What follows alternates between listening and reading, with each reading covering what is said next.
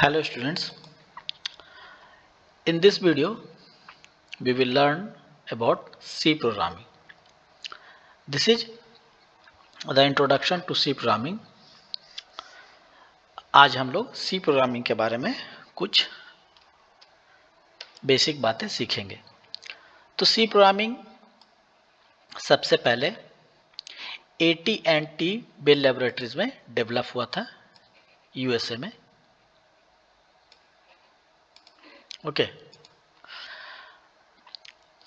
1972 में, और इसे डेनिस रिची नाम के एक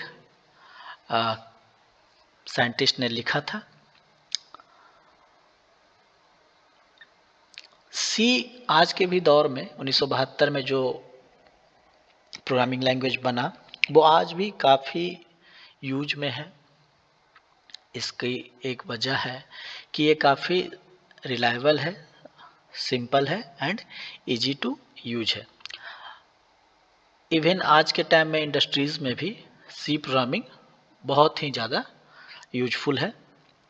और इन जनरल बीटेक करने के बाद बहुत सारी जो प्लेसमेंट अपॉर्चुनिटीज़ होती हैं उसमें भी सी प्रोग्रामिंग का बहुत अच्छा, अगर किसी स्टूडेंट के पास बहुत अच्छा कमांड है सी प्रोग्रामिंग लैंग्वेज के ऊपर, then he will be treated as a good candidate.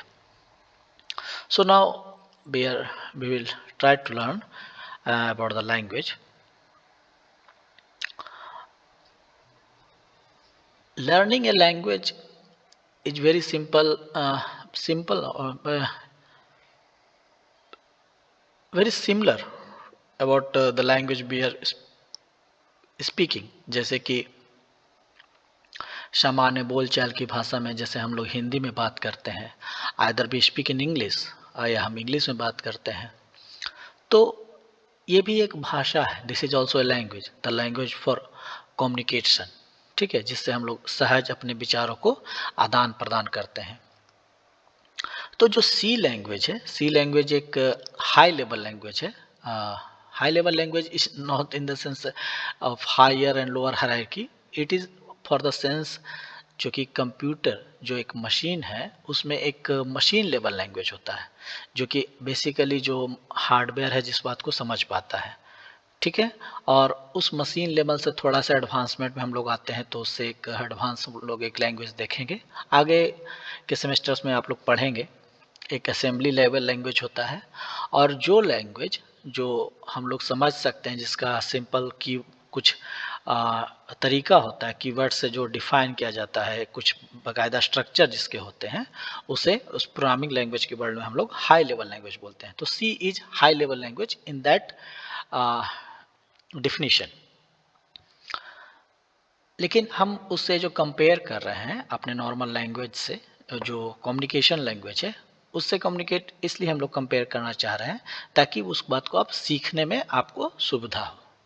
तो जैसा कि इंग्लिश लैंग्वेज में होता है कि हम लोग सबसे पहले क्या जानते हैं, अल्फ़ाबेट ABCDEFGH. उसके बाद हम उस अल्फ़ाबेट से एक वर्ड बनाते हैं जो कि मीनिंगफुल होता है, जैसे Apple, boy, all this words जिसका एक पर्टिकुलर मीनिंग है.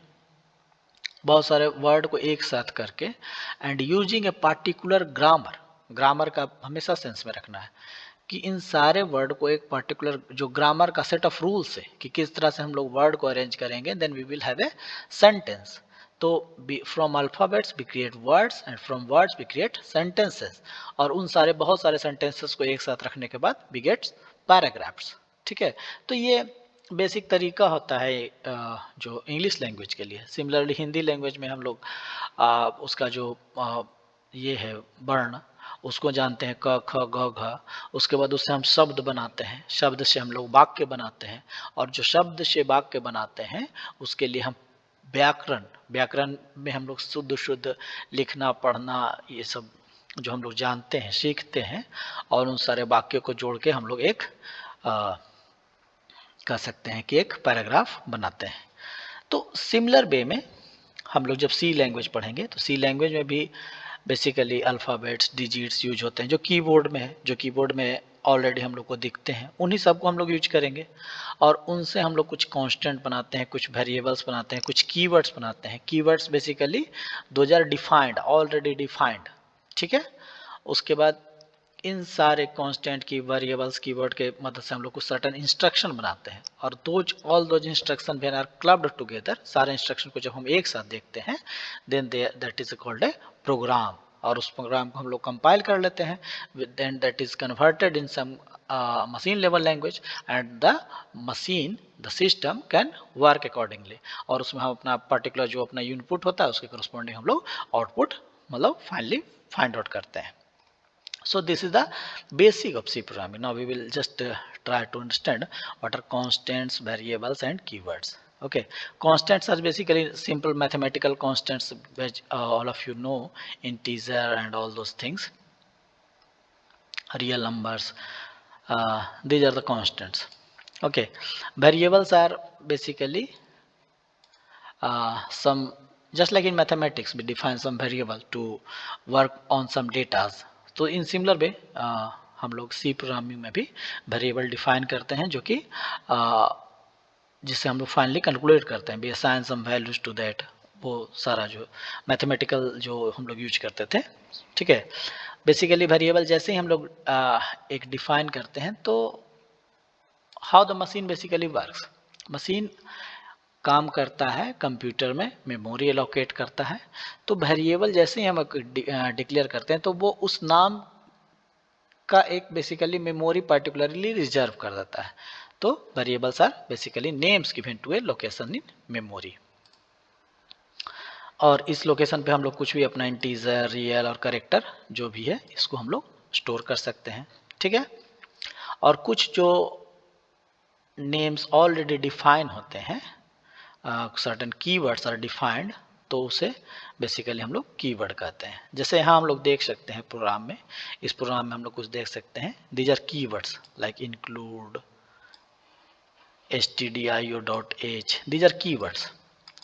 Then we have main, this is also a keyword. Then we have a printf, this is a function, predefined function.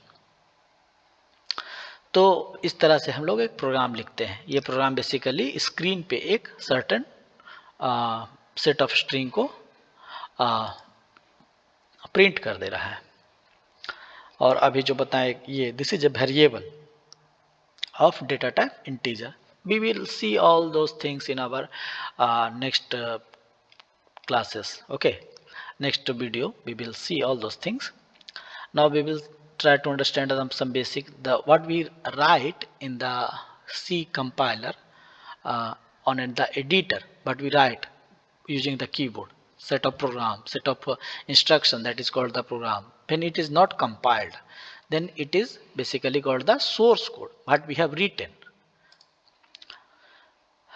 Okay, and we save it with a .c extension, and when we compile it, then basically object code is produced. After compilation, this is the basically output of the compiler when it processes the source code को process करता है compiler, तो एक object code बना देता है। इसे हम लोग मशीन कोड भी कह सकते हैं, ठीक है। बेसिकली उसे मशीन समझ सकता है और उसको वो काम करता है, ठीक है।